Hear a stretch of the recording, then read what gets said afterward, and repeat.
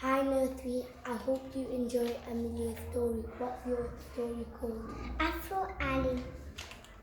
Once upon a time, there was a boy called Afro Ali. He walked into the jungle and climbed up the three parrots' nests. He munched Dad's banana, but it was too green. He munched Mum's pineapple, but it was too yellow. He munched Baby's mango and it was just right.